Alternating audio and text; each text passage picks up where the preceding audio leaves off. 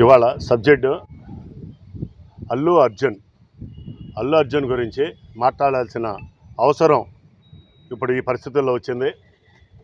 Mega compound, mega family అంటే చిరంజీవి గారు ఎంత అణిగి ఉండారో, ఎదిగిన కొద్దీ అణిగి ఉన్నటువంటి మార్గదర్శకులు ఈ దేశంలో చిరంజీవి గారు. అటువంటి ఎంతో అభివృద్ధి, కష్టపడి ఎంతో అభివృద్ధి చెందినటువంటి చిరంజీవి గారిని ఒక మహావృక్షం, ఒక పచ్చని చెట్టుగా ప్రతి ఒక్కళ్ళు కులాలకు అతీతంగా, మతాలకు అతీతంగా ఆయన్ని ప్రేమించేవాళ్ళు కోట్లాది మంది ప్రజలు ఆయన ప్రేమించారంటే బ్రహ్మాండమైన ఆయన నడక తరతరాలుగా మాట్లాడుకోవాల్సిన అవసరం ప్రతి ఒక్కళ్ళు చిరంజీవి గారి హావభావాల గురించి. అలాగే చిరంజీవి గారితో పాటు ఆ కుటుంబంలో పవన్ కళ్యాణ్ గారు కూడా ఎక్కడ ఫైర్ అవుతున్నారంటే ఆయన ఒక అన్యాయం మీద ఫైర్ అయ్యారు.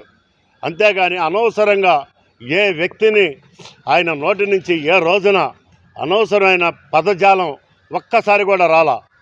వాళ్ళిద్దరిని సమన్వయం చేసుకుంటూ నాగబాబు గారు కూడా అలాగే ఎవరైనా పెచ్చవాగుడు వాగుతే కౌంటర్ వేస్తానికి నాగబాబు గారు వెన్నుదన్నుగా ఉన్నారు వీళ్ళిద్దరికి.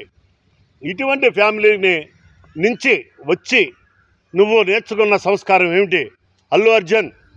నువ్వు నేర్చుకున్న సంస్కారం నిజంగా హీనమైపోయింది.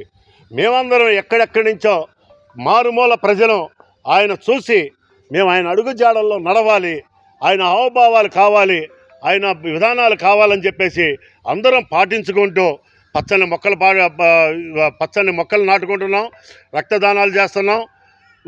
పుట్టినరోజు సందర్భంగా ఒక కేకులు కట్ చేయడమే కాదు, పేద ప్రజలకి లేకపోతే ఎక్కడ హాస్పిటల్స్లో కానీ ఎక్కడ అనాథలు ఉన్నారో, ఎక్కడ అమాయకులు ఉన్నారో వాళ్ళని ఆదుకోవడానికి వాళ్ళ పిలుపుని అందుకుని అభిమానులుగా ఈ రాష్ట్రంలో అత్యధికంగా తయారయ్యాం. అల్లు అర్జున్ రేపు డిసెంబర్ 6వ తారీఖున నువ్వు మాట్లాడిన దానికి చిరంజీవి గారు, పవన్ కళ్యాణ్ గారు, నాగబాబు గారు వాళ్ళ కాళ్ళు కడిగి ఆ నీళ్లు పబ్లిక్గా మీడియా ముందు నెత్తిన పోసుకుంటే పోసుకో, లేకపోతే ఈ 40 గ్రామాల్లో ఈ మండలం బాపులపాడు మండలం నుంచి హనుమాన్ జంక్షన్ నుంచి మాట్లాడుతున్నాను. ఈ 40 గ్రామాల్లో రేపు డిసెంబర్ 6వ తారీఖున నీ సినిమా రిలీజ్ చేయలేవు. ఏ థియేటర్లోనూ నీ సినిమా ఈ ప్రాంతంలో రిలీజ్ కాదు. ఈ గన్నవరం నియోజకవర్గం మొత్తం కూడా నీ సినిమా రిలీజ్ అవ్వటం మాత్రం ఖచ్చితంగా అవ్వదు. ఒక్క ఫ్లెక్సీ కట్టేవాడు ఉండడు. ఇది ఛాలెంజ్ చేసి చెప్తున్నాను. డిసెంబర్ 6వ ఈ లోపల నువ్వు మీడియా ముందు వాళ్ళ కాళ్ళు కడిగి ఆ నీళ్ళని నువ్వు నీ నెత్తలు జింపుకుంటే నీకు ప్రక్షాళన జరుగుద్ది. అప్పుడు కూడా సహించం. దాన్ని ఏ విధంగా మార్చుకోవాలో ఆ విధంగా మార్చుకోవడానికి ట్రై చేస్తాం. కానీ నువ్వు చేసిన తప్పు, చిరస్థాయిగా చేసిన తప్పు చేసేసావు. ఇప్పటికైనా సరే నువ్వు నిర్ణయం తీసుకో. అల్లు అర్జున్, నువ్వు ఒక కామెడీ యాక్టర్వి.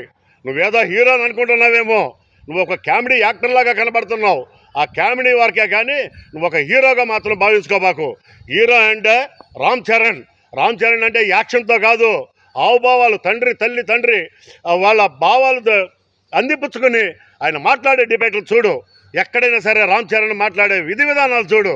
ఎంత క్లాసుగా, ఎంత అఫీషియల్గా కానీ, ఎంత సౌమ్యంగా మాట్లాడుతున్నాడో, ఎంత అణిగిమణిగి ఈ ప్రజల కోసం మాట్లాడుతున్నాడో, ఎంత సర్వీస్ చేస్తున్నాడో కూడా తెలుసుకో.